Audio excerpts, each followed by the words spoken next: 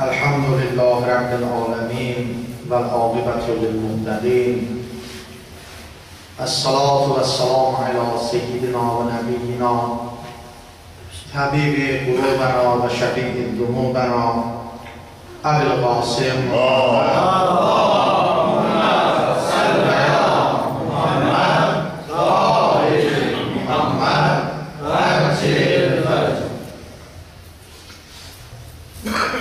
طيبين الطاهرين ولعنة الله على أعدائهم أجمعين من الآن إلى يوم الدين.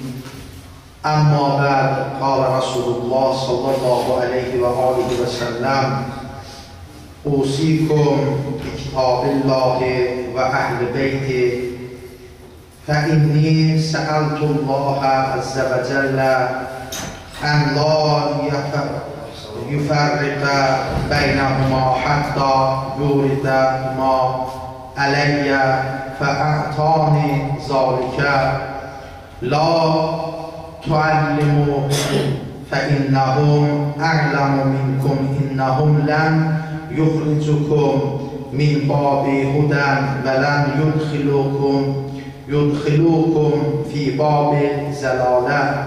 پیغمبر زماننا صلوات اللهم صل على محمد وآل محمد وعجل Müslümanatın, müminatın, cəmiyyən bivaris, fədvaris, olya, osya, seyidlər, şəhidlər, cəmən ruhlarını salavatla yad edir. Allahümme salli ala Muhammed və ali Muhammed və əcil. Bu məscidin yerinin qorunub saxlanmaqlığında zəhməti olanların və bu məscidin bina olunmaqlığında zəhməti olanların, dünyadan gedənlərin ruhuna, əmvatının ruhuna, qalanların salamatçılığına, əmvatının ruhuna salavat zikr edir. Allahümme salli ala Muhammed və ali Muhammed və əcil. Cümə günüdür, inşallah cümə günümüz mübarək olsun. Məxsuslu İmam Zaman Ağaya, İmam Zaman Ağanın təcili zuhuruna salavat zikr edir. Allahümme salli ala Muhammed və ali Muhammed və əcil.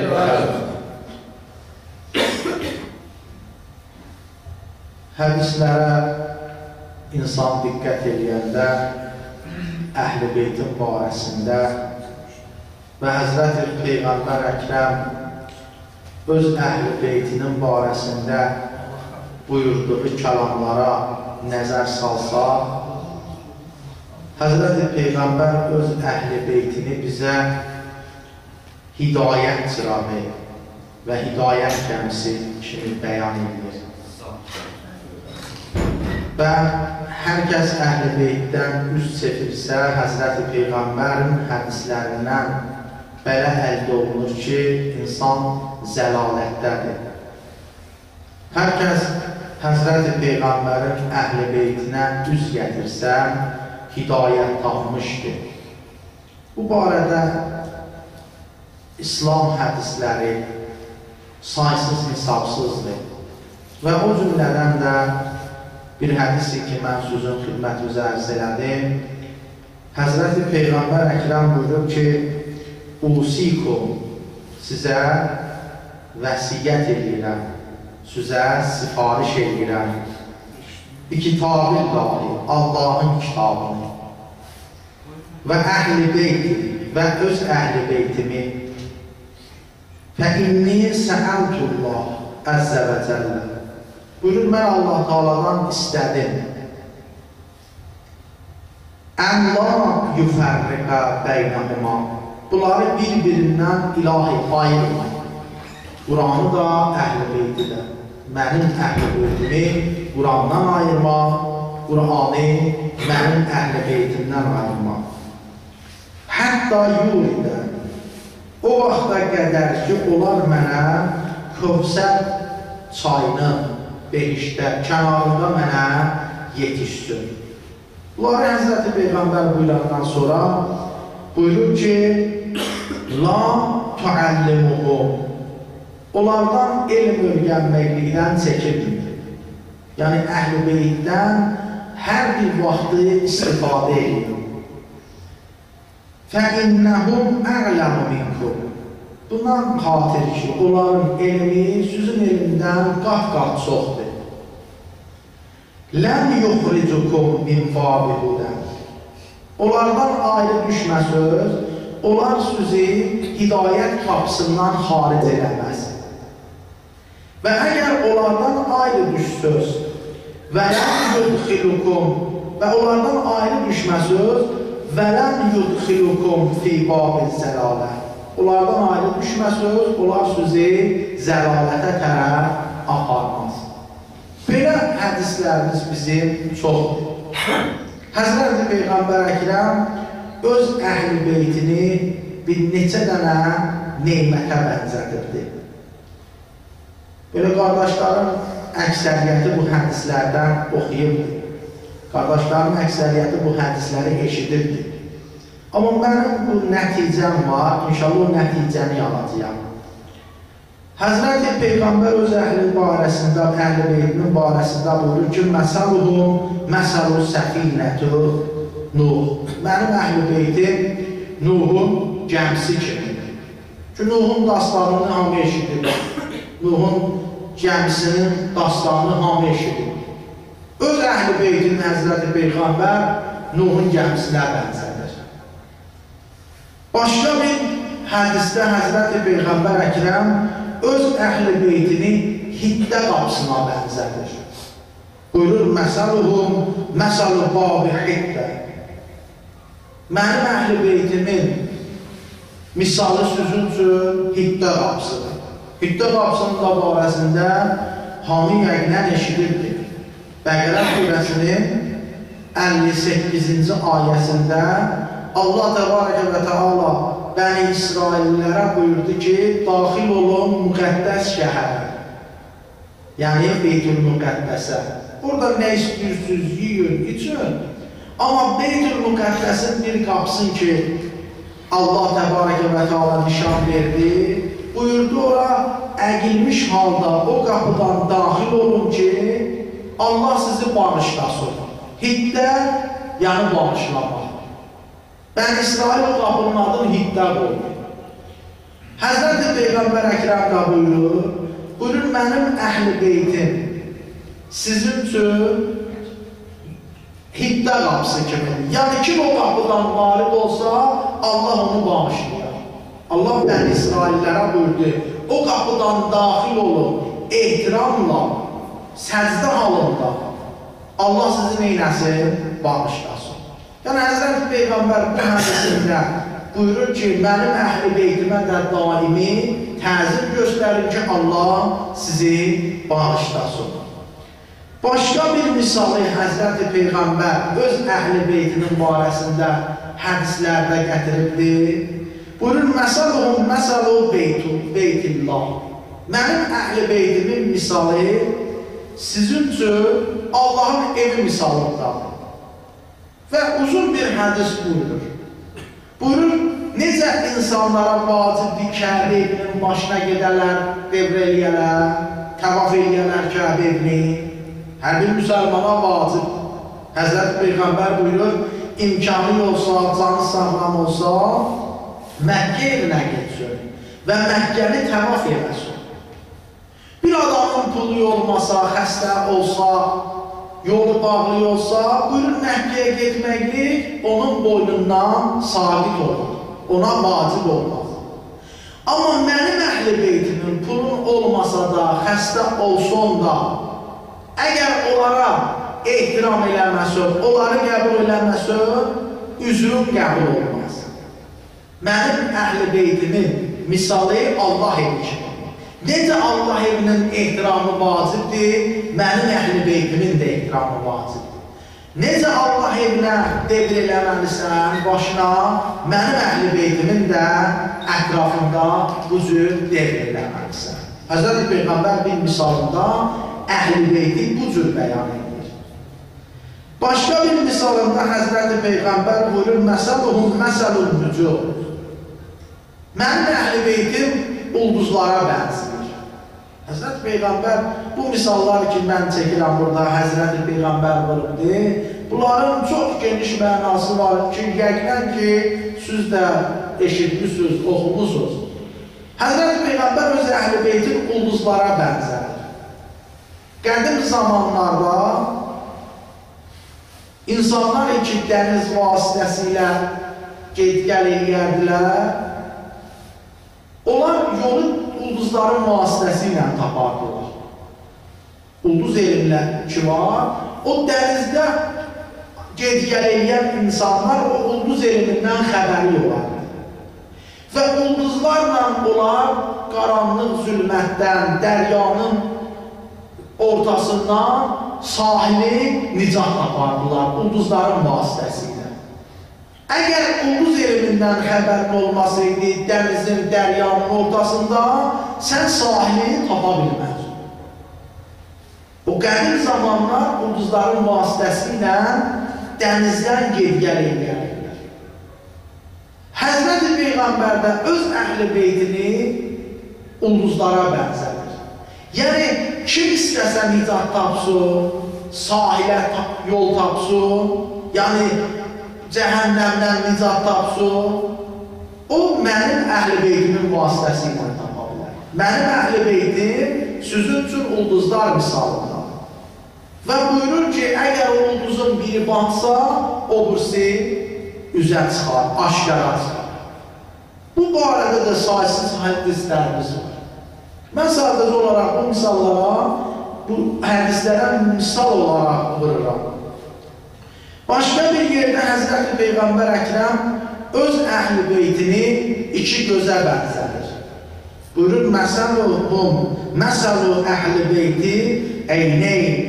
Mənim əhl-i beytim sizin üçün iki göz misalındadır. Necə insan istəsə ki, düz yolu tapar, İstəsə ki, insan hərəkət eləyər, insana nə lazımdır? İki göz lazımdır. Əgər insanın iki gözlü olmasa, insan bilməz, əqli nədir, düz nədir? Bunu tapa bilməz. Mənim əhl-i beytim, siz insanlar üçün iki göz misalındadır.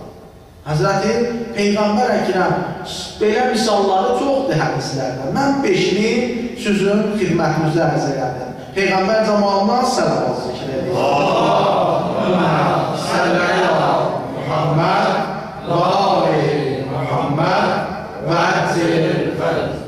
Həzrəti Peyğəmbər Əkrəm bu misalları vurmaqlıqla istəyir bizə əhl-i beytin məqamını tanışdırsın. Və bəzi hədislərdə gəlibdir ki, Həzrəti Peyğəmbər Əkrəm buyurur ki, mənim əhl-i beytim hidayət qomisidir. Yəni, kim bu əhl-i beytə yaxın gəlsə, hidayət tapar. Kim bu əhl-i beytdən kənar düşsə, zəlalətə düşər. Və Qur'an-ı Kərimə nəzər saldıqda, bir neçə dənə ayə var Qur'anda, Qur'anın nazil olmaqlığın hidayət adlandırır. Yəni, Qur'an maye-i hidayətdir. Bəqərə surəsinin əvvəlində Allah təbarək və teala buyurur ki, Zalikəl kitab la rəybə fî hüdən lil-muttəqin. Bu kitab Allah Teala tərəfindən nazil olubdur. Bunun barəsində şəkk eləmiyor. Bu, müttəqi insanları hidayət eləməkdən ötəri gəldir. Həzrəti Allah təbarəkə və teala Qur'anın nazil olmaqlığın hidayətdən ötəri nazil edir. Bu ayəyə əsasən. Nəml surəsinin əvvəlində də belə bir ayə var. Allah təbarəkə və teala buyurur ki, biz Qur'anı nazil elədik, rəhmət və bəşarət, müşluq olaraq. Loğman surəsinin əvvəlinci ayələrində də Allah təbarəkə və teala buyurur ki, Tilkə ayatul kitabil həkim, hudən və rəhmətən lil-muhsinin. Bu, hikmətli bir kitabdır ki, biz bunu nazil eləmişik, rəhmət və hidayətdən ötəri yaxşı əməl sahibləridir. Hər kəs yaxşı əməl sahibi olsa, o adam hidayət tapacaq. Quran bundan ötəri nazil olubdur ki, hər kəslik salih əməl sahibi olsa, bu Quran onu nə edəcək? Hidayət edəcək. Həzrəti Peyğəmbər Əkrəm də öz əhli beytini bizə hidayət çırağı kimi, hidayət gəmisi kimi tanıtdırır. Allah Təbarəkə və Teala da bu Qur'anı bizə hidayətin mənbəyi kimi tanıtdırır. Və odur ki, Həzrəti Peyğəmbər Əkrəm buyurur ki, dünyadan getməmişdən qabaq, mən ki sizin aranızdan gedirəm, sizin aranızdan gedib, sizin üçün 2 dənə əmanət qoyuram. Onun biri Qur'andır, biri Əhl-i Beytdir. Bunlar bir-birindən deyilməzlər, ayrılmazlar. Bunlar daimən bir yerdə olarlar və Kövsər çayının kənarında mənə yetişərlər. Allah Qur'anı hidayət əlaməti, hidayətin mənbəyi olaraq tanıtdırır. Həzrəti Peyğəmbər də öz Əhl-i Beytini hidayətin mənbəyi olaraq tanıtdırır. Loğman surəsinin əvvəlinci ayələrində bu barədə Allah Təbarəkə və Teala ayələr nazil edir. Loğman barəsində buyururlar ki, Həzrəti Loğman Peyğəmbər olmayıbdır. Ki, mən gələ burada Loğman surəsindən bir neçə ayə mənə eləyəcəyəm. Onları ayə eləməmişdən qabaq, Həzrəti Loğmanın barəsində bir neçə dənə hədis xidmətimizi ərz edir. Peyğəmbər cəmalına səlam zikr Allahümmə salli əla Muhammed və ali Muhammed və əcil.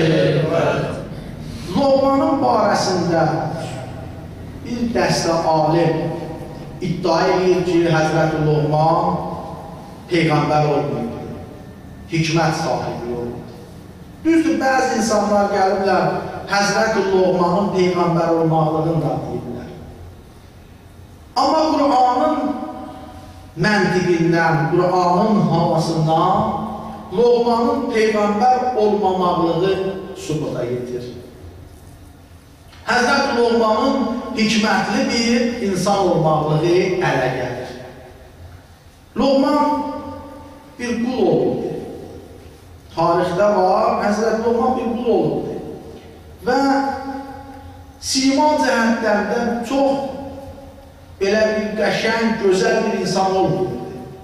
Amma daxilən çox Həzrət Loğman çox gözəl və necə deyərlər, imanlı bir şəxs olubdur. Həzrət Loğmanın çoxlu hikmətli kəlamları var. Və Allah Təbarəkə və Teala Həzrət Loğmanı seçib, Allah Teala onun barəsində Quranda bir surə nazil edildi. Həzrət Loğmanın barəsində o hikmətli kəlamlarından buyururlar ki, Həzrət Loğman öz oğluna belə vəsiyyət eləyərdi, belə nəsiyyət eləyərdi. Allah da Loğman surəsinin 13-cü ayəsində Həzrət Loğmanın nəsiyyətlərini, hikmətli kəlamlarından xoşu gəlir, 13-cü ayədə nazil edir. Loğman surəsinin 13-cü ayəsində buyurur ki, Həzrəti Loğmanın dilindən Allah Təbarəkə və Teala ki, Loğman oğluna belə vəsiyyət elədi, belə muizə elədi ki, ey mənim oğlum, Allaha şərik qərar vermə. Allaha şərik qərar verməklik dünyada ən böyük zülmdür. Həzrəti Loğmanın çox gözəl kəlamları yoxdur.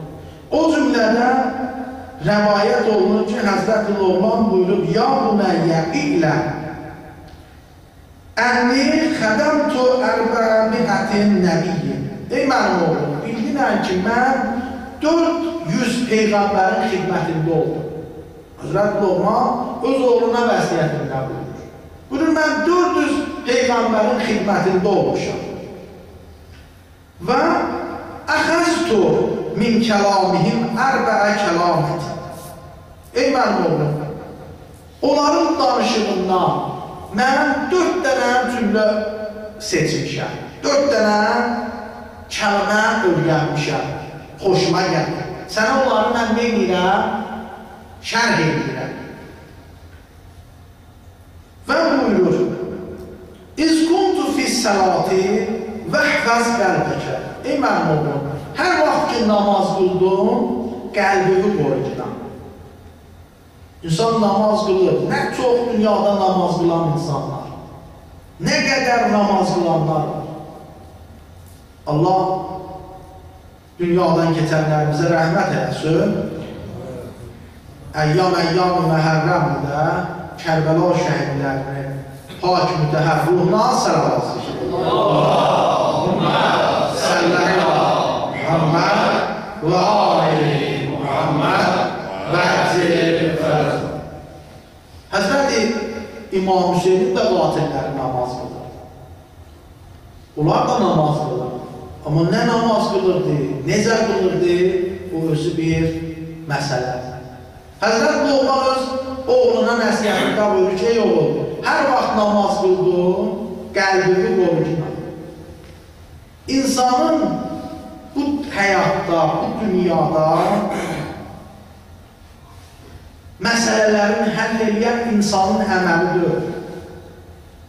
İnsana bu dünyada nicat verən, insana qiyamət otundan, cəhənnəm ateşindən nicat verən onun əməlidir. Onun niyyətidir. Niyyət insanın bütün işlərini həll edir.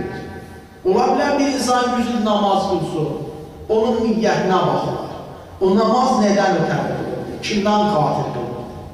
100 ildir, mən görmüşəm, filan kəs bir ömür yaşadı, namazlarını vaxtında qıldı.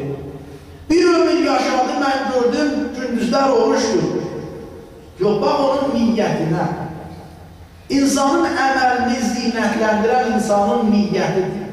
İnsanın əməlini qoruyub saxlayan onun niyyətidir. Həzrət Loğman öz oğluna buyurur ki, oğul, hər vaxt ki namazlı son qəlbini qoyur. Qoy ora şeytan vəsvəsə eləsin. Qoy ora şeytan daxil olsun. O ev, o qəlb Allahın evi. Daimən onu qoruyur. Həzrət Loğmanın bir vəsiyyəti oğluna belədir. İkinci buyurur və iz kuntə əla maidəti vəhvəz hələkə. Ey mənim oğlum, hər vaxt ki oturdun süfrə kənarında istədin çörək yiyəsən, boğazını qoruyur. Ola bilər insan gözəl-gözəl neymətlərin varisində əyləşər, süfrəyə gətirib güzələr və insan istəyər rəbətür neymətlər yüzür. Həzrət Loğman öz oğluna buyurur ki, hər vaxt istəsən çörək yiyəsən, boğazını qoruyur. Bax, gör, nə getirdirsən, nə daxil edirsən, buna diqqət edir. Və üçüncü buyurur öz oğluna ki, və iskunta beytil qeyri, əgər bir başqasının evində qonaq oldun, insansa, Adəm evladırsan, getdin birdən bir qonaq, ya bir işdən ötəri, ya ondan deyilməkdən ötəri, silək-rəhm elədin, fərqi yoxdur, getmişsən onun evinə, varid olmuşsan, daxil olmuşsan. Həzrət Loğman öz oğluna buyurur ki, fəhfiz əynəkə. Bəs orada gerək gözlüyü qoruyasan mənim oğlum. Da gedib xalqın namusuna neynəməyəsən, baxmayasın. Və dördüncü buyurur və izə kuntə beynəl xərqi vəhvəz lisanəkə. Mənim oğlum, hər vaxt ki xərqin içində, cəmaatın içində varsan, gərək dilini qoruyasan. Hər nə gəldi, danışmayasın. Mən bunların barəsində istəmirəm şərh verəm bir-bir.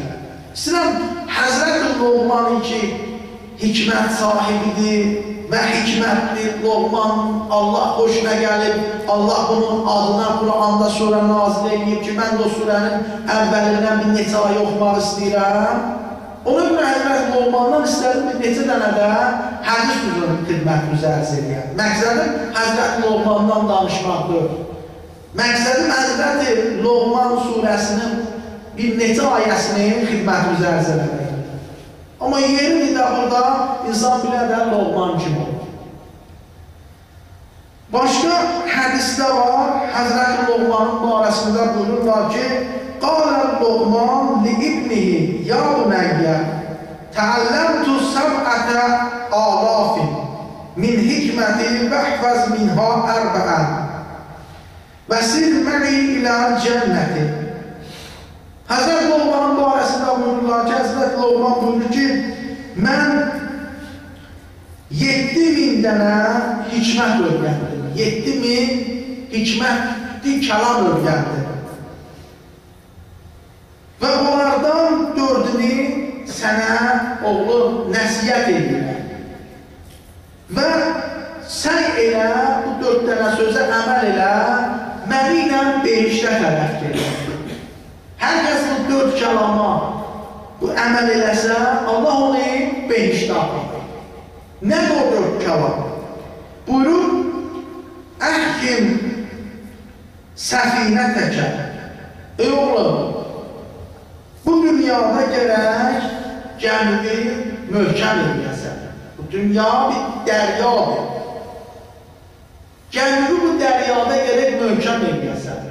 Çünki bu dərin bir dəryadır. Elə eləyəsən gəmini ki, bu dəryada neyləməsin, batmasın. فَإِنَّا بَحْرٌ əmik və xəffif həmləkə. Ey mənim oğlum, gərək yükünü də azaldasan. Yükünü də az getirəsən. Niyə? Buna görə ki, فَإِنَّا əqəbətə kəudun. Bu yolu, bu səfərin çox hündür dağı var, təpəsi var. Yükün az olmalıdır ki, bu dağı aşa biləsən, keçə biləsən. Və əksir zadə və yol azuqovu da çox elə.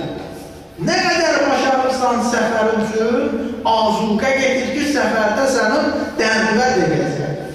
O şeylər ki, sənin səfərdə dərdivə deyəcək, onlardan çox yerdir. Niyə? Buyurur ki, fəqinnə səfərin bəidur. Bu səfər uzun bir səfərdir. Bu səfərin sonu olmayan bir səfərdir. Və əxlis əmələ və əməllərini də xalis edə. Mənim oğlum, əməllərini də xalis edə. Və innəl naqidə bəsirun. Bilginən ki, o əməlləri yoxlayan, göz yazıq və hər şeydən xəbəri olan adamdır. Elə bir səfər gözləyirsən.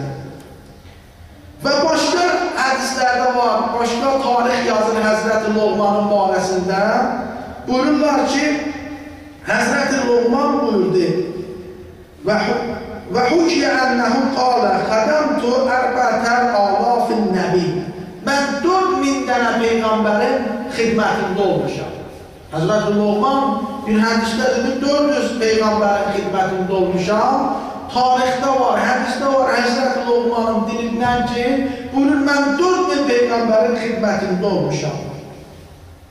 Vəxtərtum min kəlamətihim, onların kəlmələrindən, danışıqlarından səmaliyyətə 8 dənə cümlə seçmişəm, bəgərmişəm. Və buyurur, o 4 dənə kəlmələrdə saydığımı burada da buyurur. Və buyurur, inkumtə fissəlat, hər vaxt namaz qıldım, qəlbimi qoy. Və sonra buyurur, hər vaxt çörək yemək istəsən, boğazını qoy. Sonra buyurur, hər vaxt birinin evinə getdim, gözümü qoy. Sonra buyurur, hər vaxt cəmaatın içində varid olsun, dilimi qoy. Bunları buyurandan sonra Həzrət Loğman buyurur. Vəskur sneyni. O 8 dənə kəlamdan ikisini yadında saxla. Vəsən sneyni. Və ikisini də yadından çıxart. 8 dənə deyir, mən o 4000 Peyğəmbərdən söz öyrənmişəm, onun 4'ü daha tez dedim ki, qabağda demişdim. Amma deyir, o 4 dənənin ikisini yadından çıxart. Hər vaxt yadında olsun. Amma ikisini o an tez bir zamanda yadından çıxart. Qur'an-məllədani təskuruhu. Onlar iki yadından çıxmasın o iki şey, budur. Fəllahun vəl-mafdur. Allah heç bir zaman yadından çıxarmır. Halbuki olursan ol, daimən zehnində, fikrində Allah olsun. Allahdan bir an qafil olma. İkinci, daimən ölümümü yadında saxla. Ölümümü daim yadından çıxartma. Harada olursan ol, ölümümü gözünün qabağında. Bu iki dənəni daimən yadından çıxartma. Və əmməl-ləzani tənasühuma və o iki dənəni ki, yadından çıxar, yadında saxlama, o 8 dənə sözlər buyurur ki, ihsan-ı fi haqqi. Bir adama ki, yaxşılıq elədin, onu yadından çıxar. Da yadında saxlama ki, mən filan vaxtlara filan işi görmüşəm. Çıxar yadından, sil yaddaşından. Da onu yadında saxlama, eləmirsən qurtardır. Allah onun əzrini verəcək. Allah sənə onun əzrini verəcək. Həzrəti Peyğəmbər Əkrəmdən nəql edirlər. Buyurur ki, Həzrəti Peyğəmbər müharibələrin birindeydi. Bir dənə qənimət heyvan tapdılar, qənimət aldılar, yəni düşməndən bir qənimət, bir qoyun gətirdilər. Həzrəti Peyğəmbər bu qoyunu kəstirəndən sonra buyurdu ki, aparın bunun bir budun verin, yaxınlıqda kasıblar var onlara. Apardılar, bir budun verdilər. Müharibə ediblər, isti havadır, acdılar, susuzdular, bir də qənimət bir qoyun qalıbdılar. Özləri də nə qədərdirlər, çoxdular. Dedi, bunu bir budunu aparın, verin, bizdən də başqa acılar var. Apardılar, verdilər. Həzrət Peyğəmbər vurub budunu da aparın, o biri tərəfli olanlara verir. Bu qoyunu neçə yerə böldürdü, payladı, bir hissəsi qaldı. Ərəblərdir də, təzə İslam, müsəlmanlardır, təzə İslam gətirilər, biraz narahat oldular. Qorxdular ki, Həzrət Peyğəmbər bunu da verir. Dedilər, ya Resulallah, dayı bizə nə qaldı? Hamın payladım ki. Həzrət Peyğəmbər buyurdu ki, olar ki, payladıq və gördünüz. Bizə qalsa olar qalacaq, bu yerdə qalan qalmayacaq. Olar ki, paylamışım, olar bizə qalacaq. Bu yerdə qalanı yiyəcək, tutarıb çıxıb gedəcək. İnsanın verdiyinin əcri var. Həzrət Luqman da buyurur ki, o şey ki, birinin haqqında elədin, onu yadından çıxar, onun əcrini Allahdan istər. Bir hadisə baş verəndə onun başına neynəmə, tez onu tıqqıldadma ki, filan vaxt filan yadındadır. Və buyurur, o şey ki, yadından çıxar ikincisi, bir adam ki, sənə pislik elədi sənin haqqında da onu yadından çıxar. Yaxşılığı da yadından çıxar, o şey ki, sənə pislik olurdu, onu da yadından çıxar. Ey mənim oğlum, mən 4000 Peyğəmbərin xidmətində oldum, onlardan 8 dənə kəlamı mən seçdim, örgəndim, onların danışığından, rəftarından. Bu Həzrəti Luqmanın barəsində buyurulan hikmətli kəlamlardır. Peyğəmbər zamanından səllallahu Allahümmə səllə Muhammed və ali Muhammed və əbzil və bizim vaxtımız tutarı verəsən, yəni tutarıb alın, heç ayiyə gedim, sıxmamışam. İstədim o ayəyə görə, bağışlayın, mənlə sağlıqla baxın. Allah razı olsun. Valla nə deyim mən? Peyğəmbər cəmalına sələvat. Allahümmə səllə Muhammed və ali Muhammed və əbzil. Burada gəlin bu Loğmanı qutarın, bu neçə dəqiqəyə. Loğman surəsindəki o əvvəlinki ayələri inşallah gələn cüməyə xidmət edir. Bəli, Həzrət Loğmanın barəsində buyururlar ki, Loğman, sən necə oldu bu hikmətə yetişdin? Bunun səbəbi nədir? Həzrət Loğman buyurur. Buyurur ki, mən düz danışmaqlıqla, cəmaatın əmanətinə xəyanət eləməməklə bu hikmətə yetişdim. İstəyirsiniz ki, biləsiniz, mən hardan bu hikmətə sahib çıxmışam? Mən 3 şeyin nəticəsində bu səviyyə yetişmişəm. Bir, daimən düzgün danışmışam. Bir də əmanətə xəyanət eləməmişəm. Bir də mənası olmayan işi görməmişəm. Mənası olmayan danışığı danışmamışam. Valla bunların hər birinin barəsində saatlar istəyir ki, insan danışır. Amma nə gerək ki, istəyirik biz burada misal olaq. Həzrət Loğmanın hikmətli olmaqlığının ilk dəfə aşkara çıxmaqlığı barəsində buyururlar ki, Həzrət Loğman bir nəfərin qulamı idi. Ağası Həzrət Loğmana buyurdu ki, get mənim üçün bir dənə heyvan kəs, bir dənə qoyun kəs. O qoyunun 2 dənə ən qiymətli yerin gətir mənə. Loğman getdi, bir qoyun kəsdi. Onun dili ilə qəlbini çıxartdı, gətirdi, gəldi ağasının qabağına. Ağanın fikri başqa idi, daha ətli bir yağlı bir yerindən bunun üçün gətirər. Deyir, Loğmana bir qoyun kəs, onun ən yaxşı yerini mənim üçün hazırla gətir. Loğman getdi, onun dili ilə qəlbini gətirdi ağası üçün. Ağa baxdı, belə düşündü, bunun bəgəndiyi, bildiyi qəlbdir. Söz demədi. Neçə vaxt geçdi üstündən, Loğmanı çağırdı, Loğman bir qoyunda kəsmək üçün, ən pis yerini gətirmək üçün. Loğman getdi, qulam idi, yenə kəsdi heyvanı, qəlbi ilə dilin gətirdi. Amma təəccüb elədi. Loğmanın ağası təəccüb elədi. Burada Loğman, yaxçı yerində istədim bunu gətirdim, pis yerində istədim bunları gətirdim. Bunun səbəbi nədir?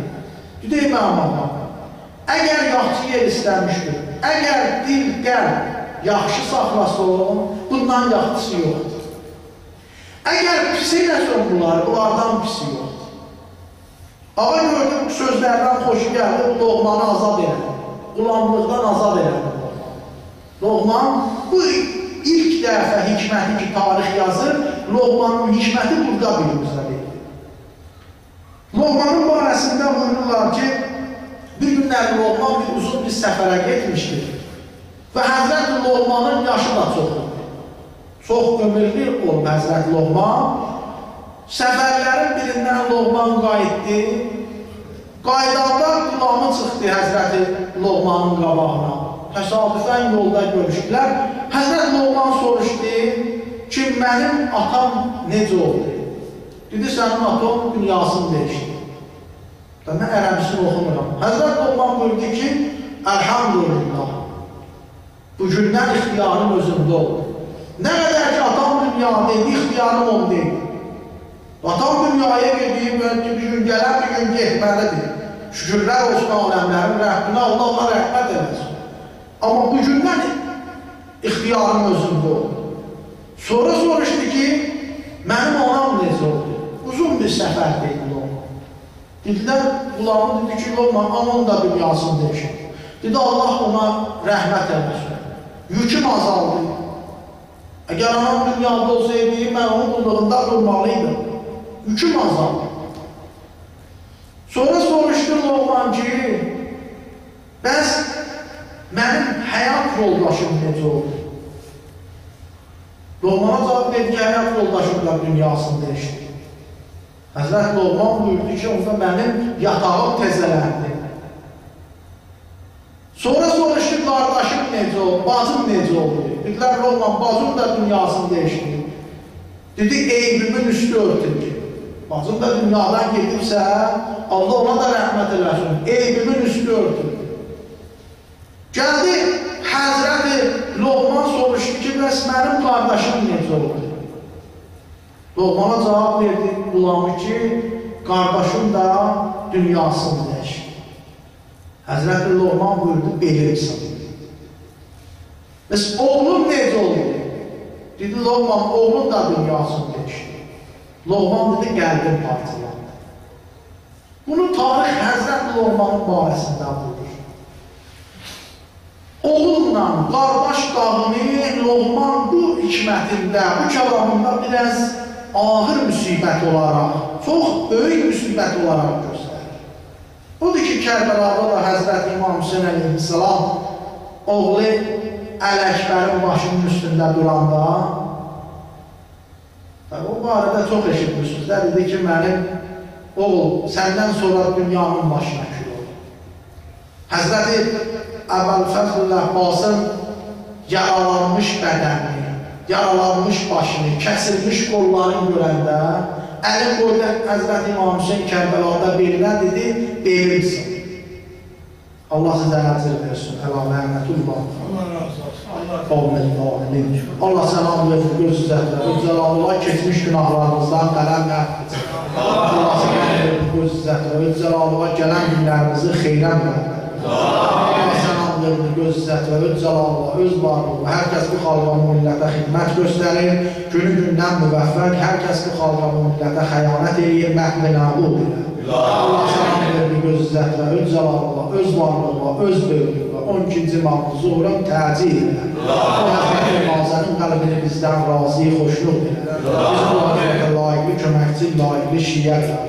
Assalamu aleykum və rəhmətullahi və bərəkatuhu.